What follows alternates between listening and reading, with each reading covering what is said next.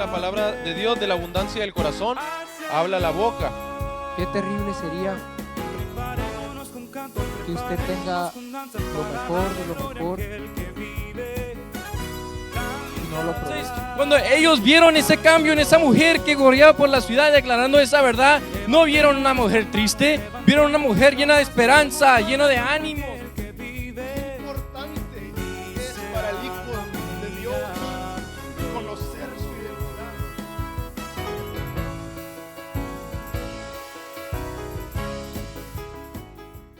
Paz de Cristo.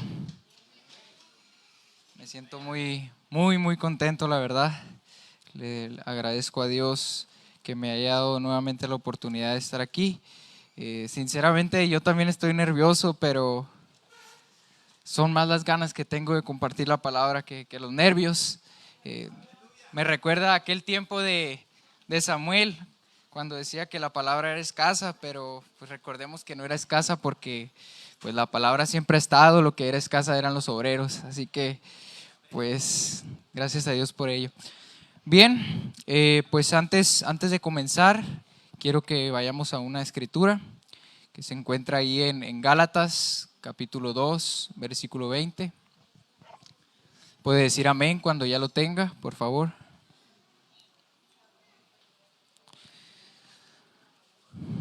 Gálatas, capítulo 2, versículo 20. Amén. Dice así la palabra de Dios: con Cristo estoy juntamente crucificado, y ya no vivo yo, mas vive Cristo en mí.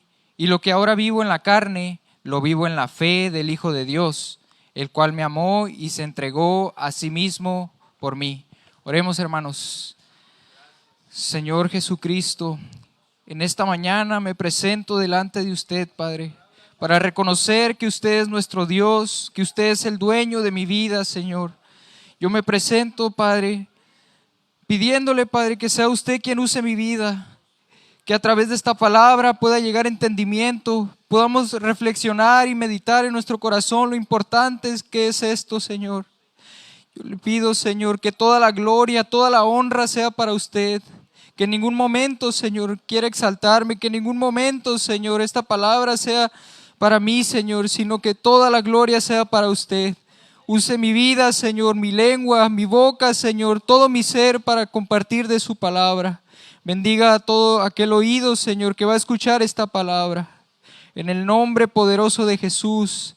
Amén, amén. Puede tomar su lugar, hermano.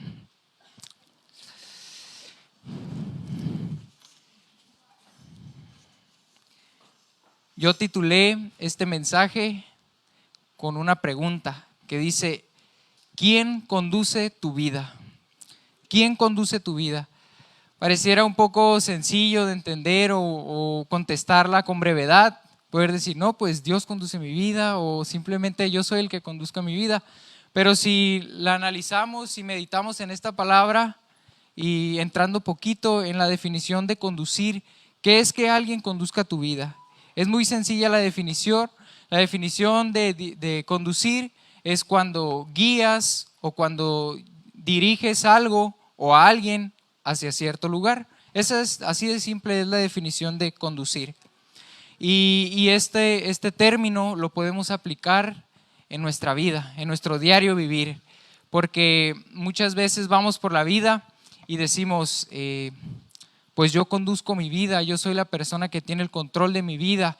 Y a veces tenemos a Jesús como nuestro pasajero, tenemos a nuestro Dios al lado de nosotros, y de cierta manera nosotros podemos tener la capacidad de llevar las cosas a cabo hasta cierto punto, porque sabemos que no todas las personas tienen las capacidades enormes que tiene Dios o alguna cosa que tal vez se nos sale de nuestras manos. Es algo inevitable. Todas las personas llegan a perder el control de algo, llegan a encontrar frustración, desesperación, porque tal vez por mucho tiempo puedan llegar a tener control, pero hay algo que muchas veces se les sale de control. Muchas veces ya no tenemos el control de eso y decimos, pues ¿qué hago? ¿Qué hago? Y precisamente por eso les comentaba acerca de cuando tenemos a Jesús de pasajero. ¿Por qué? Porque, por ejemplo, Señor, estoy enfermo, necesito que me sanes. O Señor, estoy al borde de la muerte, tengo una enfermedad terminal y quiero estar seguro que voy a ir al cielo. Entonces, Señor, me siento ansioso, Señor, me siento triste. Y son cosas que tal vez nosotros no podemos controlar, son cosas que no están a nuestro alcance. Y es cuando le pedimos, Señor, Señor, Señor, ayúdame, Señor, te necesito. Pero la palabra de Dios nos dice en Mateo 7:21, no todo el que me dice, Señor, Señor, entrará en el reino de los cielos, sino el que hace la voluntad de mi Padre que está en los cielos. Y esto puede llegar a ser una confusión enorme, porque podemos llegar a decir, no, es que yo tengo una buena relación con Dios. Es más, soy el consentido de Dios porque Él responde todas mis necesidades. Él siempre me ha ayudado, aunque casi no le busco, aunque muy pocas veces cuando tengo tiempo, pero Él siempre está. Pero eso no significa, eso no es señal de que tengamos una buena relación con Dios. No debemos confundir las cosas. Debemos entender que Dios es misericordioso. Por eso es que muchas veces el Señor nos ayuda. Pero aquí en Mateo nos dice, no es el que dice, sino el que hace, porque dice, no todo el que me dice Señor, Señor, entrará en el reino de Dios, sino el que hace la voluntad de mi Padre. Pero, sin embargo, ¿qué pasa cuando nos toca soltar el volante? ¿Qué pasa cuando llega el momento en el que ya no tenemos el control? Probablemente por mucho tiempo hemos llevado el control del camino y estamos conscientes a dónde queremos ir, estamos conscientes a dónde queremos llegar y tenemos esa seguridad porque nosotros somos los que tenemos el control. Pero aquí la pregunta, ¿qué pasa cuando Jesús toma el volante? ¿Qué pasa cuando Dios dejamos que conduzca nuestras vidas? ¿Qué significa esto? Que ya no tenemos el control de nosotros, que vamos a permitir que Dios maneje nuestras vidas, que vamos a dejar que Él se adueñe de nuestro camino. Esto implica dejar atrás nuestro egoísmo, esto implica dejar que ya no somos dueños de esa ambición egoísta que teníamos, que ya no somos dueños de nuestra lengua, que ya no somos dueños de las cosas que vamos a hacer. ¿Por qué? Porque ahora ya nosotros no podemos intervenir, porque es Dios el que está adelante de nosotros. Y podemos llegar a decir, pero qué injusto, yo quiero vivir mi vida a mi manera, yo quiero disfrutar de mis beneficios, yo siento que llevo una buena relación con Él, le busco cuando tengo tiempo, le busco cuando tengo una necesidad, pero esto no es así. No podemos estar allá y estar acá al mismo tiempo, no podemos vivir en dos pareceres. ¿O acaso vamos a hablar con el Señor? Señor, pues si quiere yo manejo el gran tramo, el tramo sin tráfico, pero en el freeway le paso el volante. O Señor, yo voy a manejar en la carretera larga, pero cuando llegue a la ciudad donde hay tráfico le dejo mi volante. Esto no es así. Esto implica sacrificio, esto implica una entrega total. Esto implica que a pesar de que no sepamos o las circunstancias que pueden venir en el camino, tomarlas, tener fe.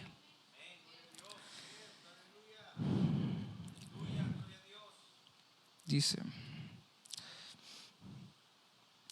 queremos las cosas más sencillas, queremos solamente la bendición. Muchas veces somos tan egoístas que no queremos pagar el precio de lo que esto conlleva. Queremos vivir en dos pareceres, queremos servir al mundo, pero también queremos servir a Dios. Y esto no es correcto. Esto no es una forma de agradar a Dios.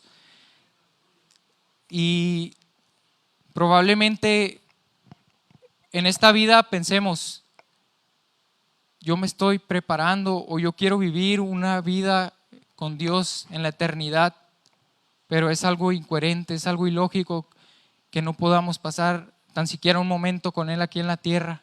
Pretendemos vivir allá en los cielos con Él una eternidad, pero ¿qué pasa cuando tenemos la oportunidad de hacerlo aquí en la tierra? ¿Qué pasa cuando tenemos esa libertad o ese privilegio de poder dirigirnos a a nuestro Padre, no lo aprovechamos, sino que queremos conducir, queremos ser nosotros quienes tomen el control del volante.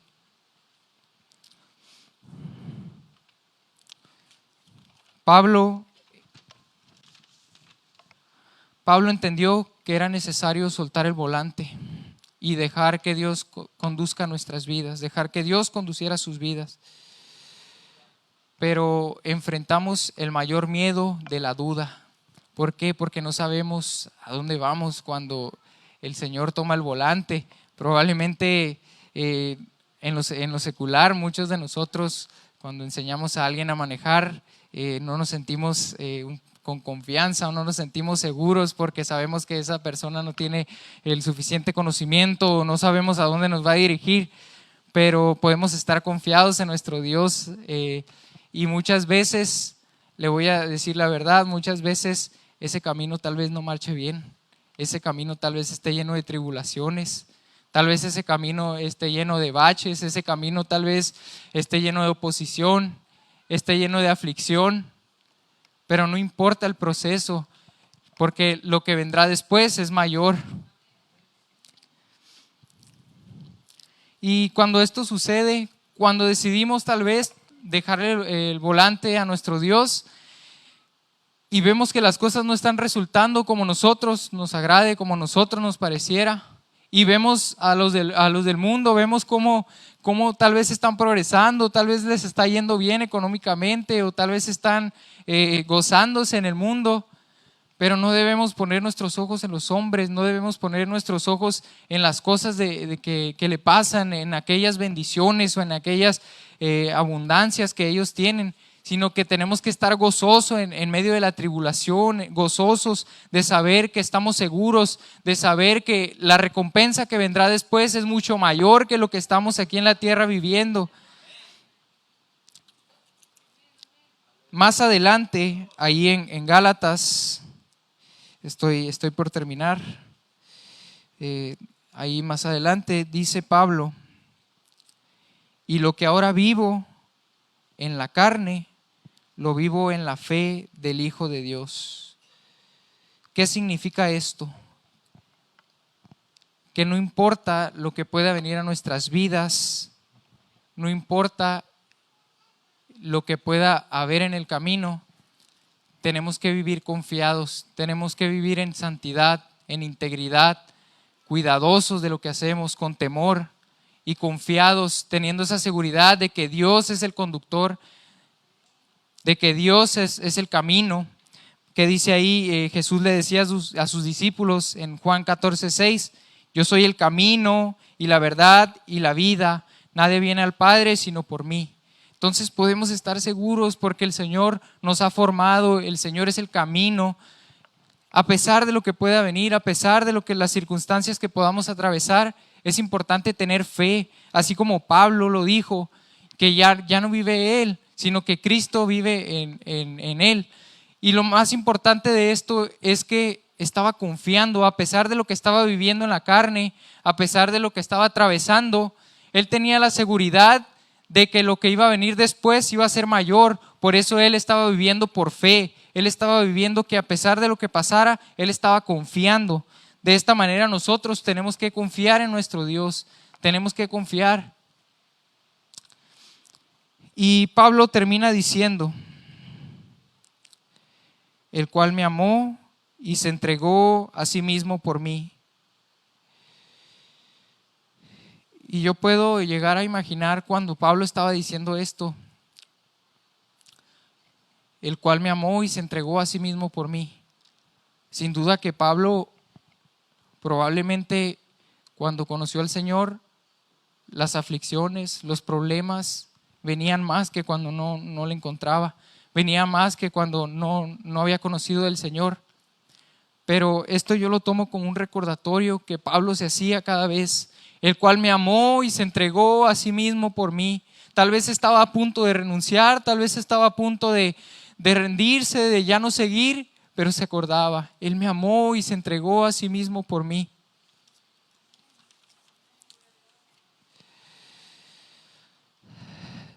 Hermano, le quiero contar algo rápidamente, ya para finalizar.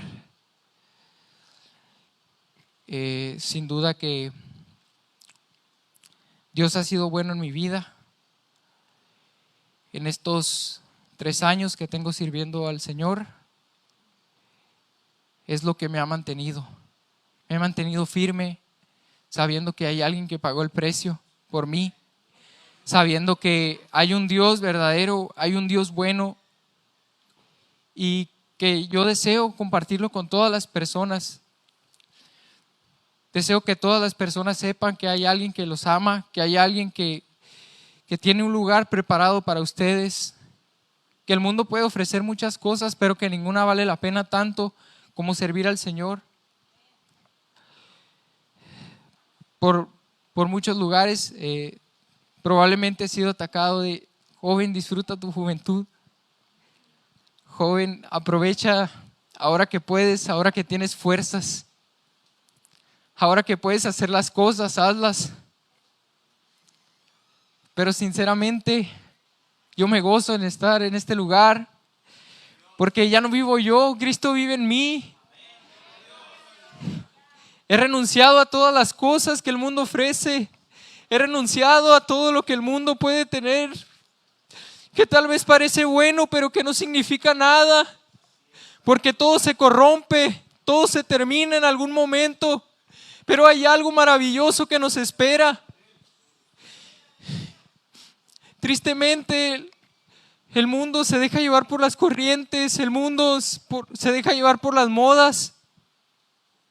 Y muchos de los que están aquí perecen porque miran que los demás progresan, porque sus ojos están puestos en los hombres y no en Dios.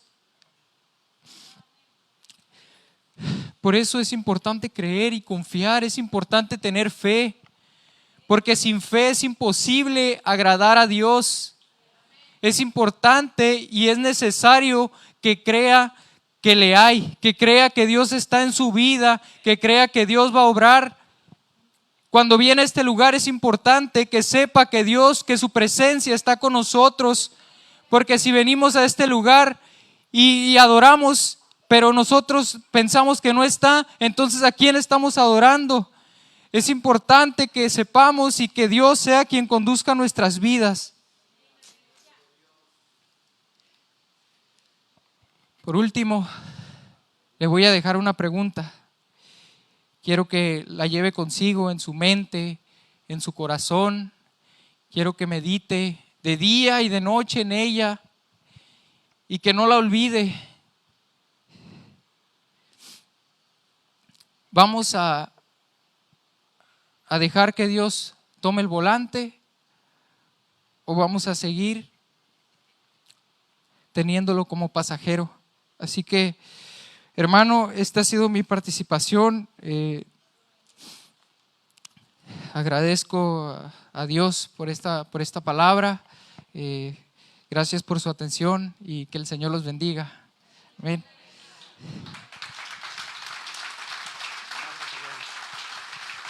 Gloria a Dios.